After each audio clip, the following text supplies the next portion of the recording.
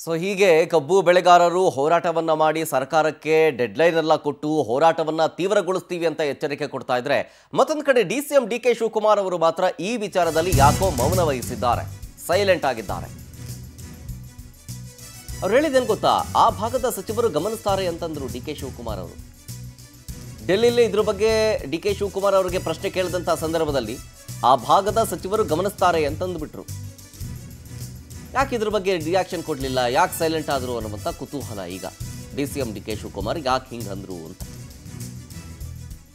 ಒಂದು ಕಡೆ ಹೈಕಮಾಂಡ್ ನಾಯಕರನ್ನ ಭೇಟಿ ಮಾಡೋದಕ್ಕೆ ಅಂತ ಯಾವುದೋ ಬೇರೆ ವಿಚಾರದ ಸಬೂಬು ಕೊಟ್ಟು ಹೋಗಿದ್ದಾರೆ ಅನ್ನುವಂಥ ಚರ್ಚೆ ರಾಜಕೀಯ ಪಡಸಾಲೆಯಲ್ಲಿ ಕೇಳಿ ಬರ್ತಾ ಇದೆ. ಮತ್ತೊಂದು ಕಡೆ ರೈತರ ಹೋರಾಟ ತೀವ್ರಗೊಳ್ತಾ ಇದೆ, ಕಬ್ಬು ಬೆಳೆಗಾರರ ಹೋರಾಟ ತೀವ್ರಗೊಳ್ತಾ ಇದೆ. ಹಲವು ದಿನಗಳಿಂದ ಬಿಜೆಪಿ ಇದನ್ನು ಎನ್ಕ್ಯಾಶ್ ಮಾಡಿಕೊಂಡು ಹೋರಾಟಕ್ಕೆ ಸಪೋರ್ಟ್ ಮಾಡ್ತಾ ಇದೆ.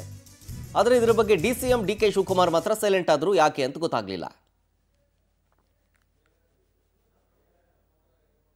ಇದು ರೈತ ಸರ್ಕಾರ ಮತ್ತು ನಮ್ಮ ಅಲ್ಲಿ ಲೋಕಲ್ ಮಂತ್ರಿಗಳು ಅವರೆಲ್ಲ ಸೇರಿ ತೀರ್ಮಾನ ಮಾಡ್ತಾರೆ. ಅವರು ಏಕೆಂದರೆ ಪ್ರೈಸಸ್ ಎಲ್ಲ ಏನೇನಿದೆಯೋ ಅಂತ ನನಗೆ ಸರಿಯಾಗಿ ನಂಗೆ ಅಷ್ಟು ಅರಿವಿಲ್ಲ ಅದ್ರ ಬಗ್ಗೆ.